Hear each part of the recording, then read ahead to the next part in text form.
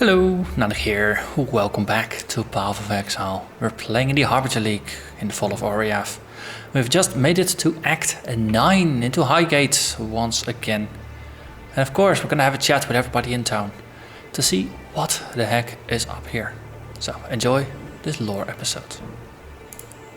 The dark ember remains nestled deep within the putrid flesh of my dead beast. With many of Highgate's tunnels now collapsed, we must forge another way inside. I have divined one weak point in the beast's flank, an ancient wound wrought by that varlish overreacher, Doriani. The wound was healed shut by a thick membrane, but the right decoction should dissolve the tissue and allow us inside. Of course, for a cordial of such potency, I shall require 2 ingredients of utmost rarity. First, our viscous concoction shall require basilisk acid, a princely poison which drips from the caustic heart of the basilisk, and Totem powder, an explosive substance oft used in the mining of virtue gems. With these 2 bitter harvests, I shall brew something worthy of eroding the membrane of my decaying pet. Okay, so please do tell me more about those ingredients, Mr. Sin. Within the ruins of Highgate Refinery you shall find it. Totem powder, a slightly more unstable blend to the kind found within the celebratory rockets and illuminations of Trathus. This devious mixture of crumbled chemistry was once used to blast holes through even the thickest mountainsides. It will ensure that our mixture has the brute force required, though one should tread carefully within the refinery. For General Adus and his elite legionnaires sought refuge there during the first moments of Malachai's cataclysm. If they remain, they will be creatures of darkest discipline, strong men in health and life, made even stronger in corruption and death. That sounds like a nice party. Basilisk acid drips from the hearts of those venomous monsters, though I cannot blame them for their disposition. They are tragic creatures. Theirs is a sorry tale more closely tied to my own than I care to dwell upon. Alas, the forging of my dark ember produced some rather unfortunate byproducts. But we shall not see any success if I am to dwell on those past errors. Okay. But Taurus and Vanya, see if they still finish each other's sentences. You can gripe all you want, lover. We can't stay here. Not with all this blood. Where do you expect us to go, Vanya? We have our whole lives here in Highgate. I don't know. West, perhaps? The Ezomite lands. I don't care. Just somewhere that has unpoisoned water. Oh, Beast Slayer. Good to see you again. Even if you have happened upon us in a rather unruly time. Shush now, sweetie. There's no need to bother them with our woes. Oh, they don't know. I can see on your face you haven't heard. It's Kira. She's gone mad. Absolutely bonkers. She's abducted a Yon. Stolen off with her into the desert. And to make matters worse... The whole of Highgate is in a state of disarray. There's beast blood in the water. Usurpers are eyeing up the throne. And the old gods have risen. If you want my advice, get out of Highgate. Or save us. While you still can. Definitely. You must have encountered men and women like us before. Relic hunters. Collectors of rare antiquities. Anyway, Vanya and I are the best in the business. And we need your help locating a particularly rare item. Sweet, I was working them into it. It's an ancient sword belonging to the Maraketh goddess Garukan. The Stormblade, some call it. A weapon carved from crystal, capable of capturing even the most powerful of storms within its rigid edge. The goddess lost it somewhere in the eastern desert during her ancient battle against the Necromancer Suresh and his undead horde. According to our research. Find the blade for us and we will make it worth your while. We'd do this ourselves, but what with the political unrest in Highgate as of late? We fear leaving, lest we find the gateways barred and ourselves without a home. They definitely still finish each other's sentences. It's nice though, having a characters like that in the game. So what's happened with Kira? She was always really grumbly and selling us weapons, so that probably explains why Irasha is there. So, do tell more. Please, Vanya, don't say it. Say what? I told you so? Well, I never trusted Kira. Her need to control everything, no matter the cost, was never a trait I held much faith in. Yes, but ambition is not the problem. I have ambition. Do you not? Of course, I trust you, sweetie, but you're not about to go killing everything that moves in exchange for a bit of power now, are you? Well, I trade dreams of power for dreams of you, my sweets, any day. Oh, Pataris. Irasha? Well, she's the best we've got. Strong, purposeful, an honorable warrior. I think the description you're failing to provide, love, is stick in the mud. Stick in the mud? Yes, as stubborn and serious as they come. You just don't like her because she treats you differently. Irasha is a stuck-up elitist. She refuses to see me as a woman. Oh, sweets. You're more woman to me than all of them put together. I'll let Vanya take this one. Thank you, love. I trained in Oriath. As a witch. Imagine that. I thought I was telling this story, Pataris. Yes, sorry, sweets. I learned all about the old gods. They were supposed to be our idols, beings of divinity that guided us through our mortal lives. But they aren't like that at all, are they, love? Hardly. The gods know better than we are, and nobody that is as bad as us should ever wield that much power. As bad as us? Speak for yourself. I'm positively delightful. Yes, yes, you're so sweet. They dipped you in a barrel of sugar as a babe. We know. I do like him. So, Irasha, a bit of a stick in the mud, they say. You must be the outsider, the beast killer. I am Irasha, and while our soft-hearted chieftainess has gone wandering, it falls to me to make sure this Akara doesn't suffer for it. I've heard the stories they tell of you, and I know better than to pluck the feathers from a sleeping rock. Yet, for the sake of my people, I ask that you keep your peace while among us.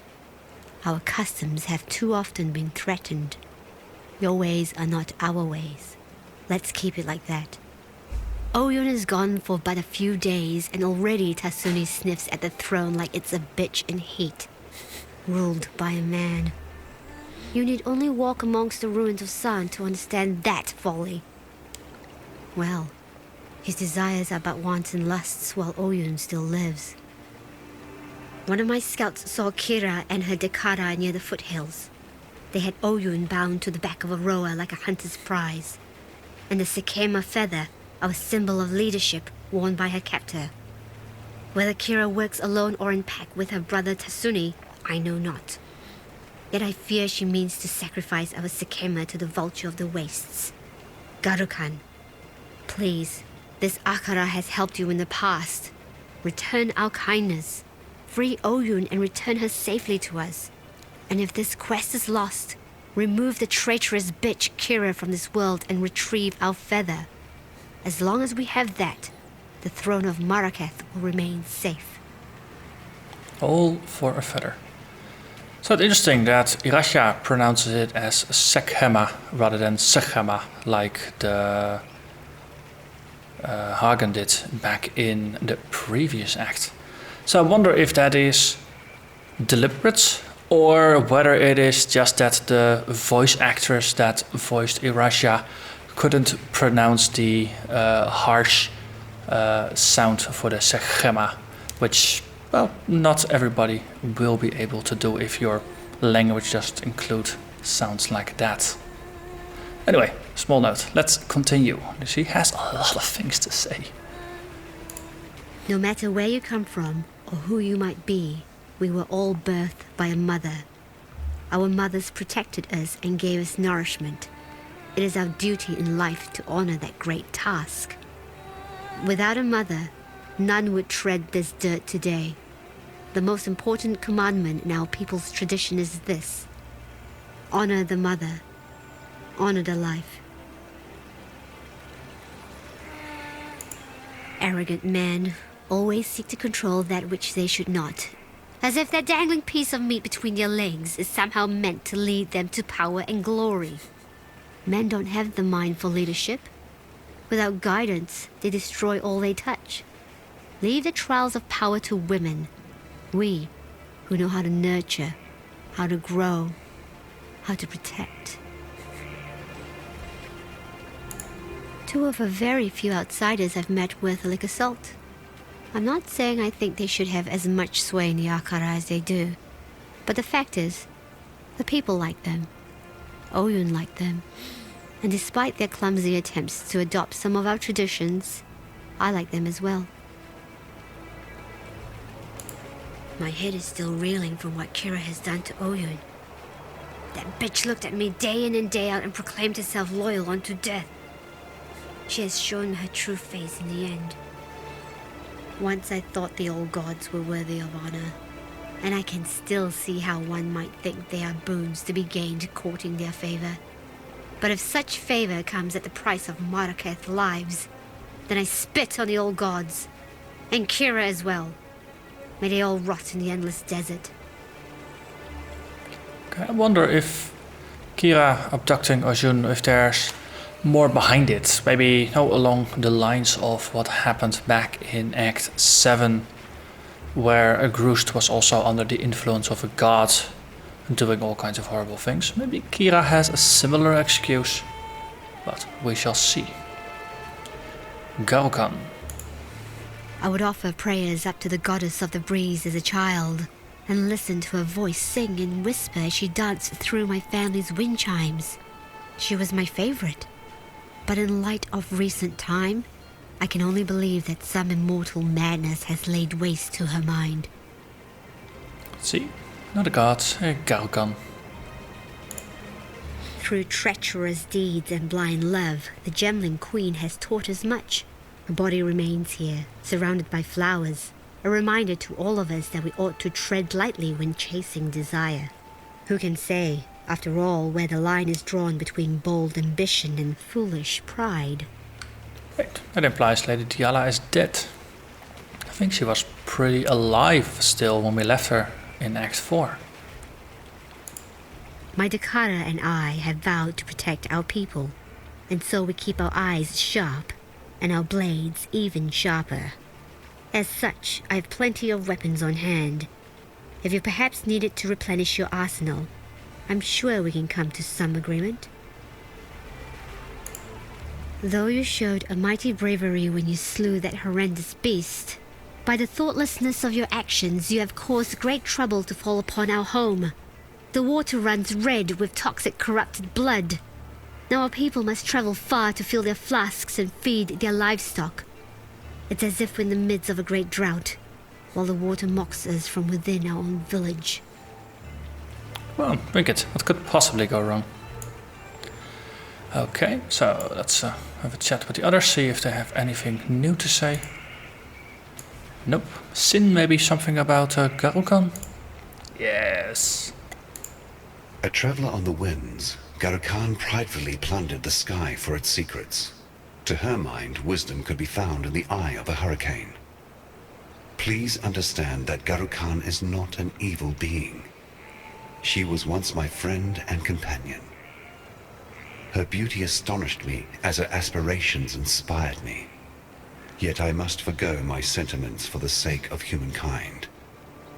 Like winds erode the sandstone, Garukan has been warped by the same powers she enslaved.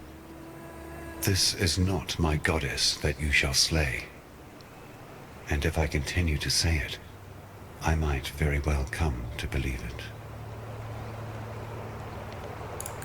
I weep for my poor Garukan.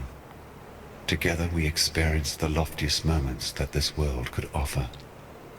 Alas, it was my heavy heart that she could no longer bear.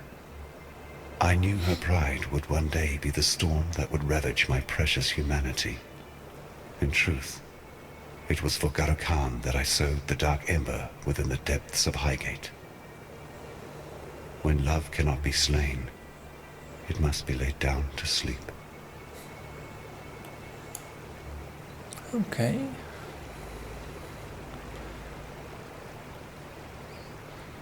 Tasuni. The nightmares are but whispers now, yet like prophets, cowering within crevice and crack. They speak of old gods' return, and the reprisal of an exile to a beleaguered land. My sister Kira has grown obsessed with the vulture of the wastes, our goddess Garukan. Kara has taken Oyun and plans to sacrifice her, imagining she can reforge herself as Red Sakema, a warlord destined to unite the Marraketh under her bloody banner. My sister's betrayal is too great for forgiveness. Like a rabid dog wandering the mountain pass, she must be put down. I ask this of you, for you are familiar with such barbarism and will not feel the pangs of mercy that I would. On her person, I suspect you will find Oyun's royal mandate, the Sakema feather. If Kara truly wishes to take the throne, she would need such an item to be considered more than a simple usurper.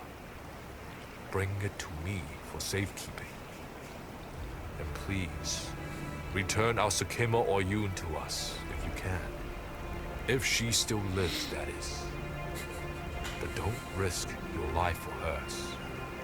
For I know her mind. She would not want that. Given the context from the others that he's lusting for power, this is very, very clearly signaled that he wants the power and he'd prefer Oyun to not come back. Yes, I know of that dark god perched atop your shoulder. His image comes forth in my mind's eye, and I hear the sound of his breath crackle against the coldness of our mountain air. He has a different energy to the other gods viewed in my dreams. Less hostile, more empathetic to the plight which humanity suffers. Should his brethren be left to roam free? It seems, Lord Sin, as if you are on our side. I think they also did a very poor job in mixing the audio volumes of the voice acting. There's just very, very large differences. And Tasuni is very quiet and just the music even overstems him, while some of the others, now like Sin, are actually pretty clear and they rise above the music. It's just unfortunate. In the twisting, shifting black smoke of my dreaming, I saw the beast, lying slain at your feet. I saw the rise of the old gods, the rigid, dusty remains, springing in sudden haste to life. I saw the growing of their power. As the corruption began to fade, I felt utter anguish, the madness of the beast's last rapid breath. Yet my sight, my power, still remains. It would appear that I was permanently marked by its corruption, even as I was birthed from my mother's womb. While now, my mother is no longer around to protect me, and the beast lies rotting in the bowels of that wretched mountain. Okay. Why ask me about her? That woman doesn't like me very much, and I can't say I'm particularly fond of her either. She seems to have gotten into her head somehow that I am the epitome of all evil, a selfish, blind villain. Nothing can be further from the truth, other than the blind part, of course. I suppose Irasha has good intentions. She truly wishes to see our tribe flourish. However, she is too caught up in ancient traditions to see that for us to truly flourish, we must transcend tradition. We must become progressors of the future, not attendants to dry, dusty history. There's two sides to all the stories. So this is where they buried the Gemling Queen then? And indeed, there's nothing here. So there's an exit out to the descent. Let's see what's on the other side. Can we still go into the mountains? Nope, mountains have been barred as well. The valley, probably nothing new either. Hello. Nope, just the same old, same old. So Irasha has nothing new. They have nothing new. And he's got nothing new. So that means we have chatted with everybody, uncovered all the lore. And next episode, the Ascent is going to be the only way out. And I'm assuming that the area behind it will have multiple exits that we can take for the varying side quests as well as for the main quest. But that's going to be for next time. So for now, I'm going to thank you very much for watching. And I hope to see you again next time when we start on Act New. The first bit of new content for me since 3.0 launched. So, see you next time. Bye bye.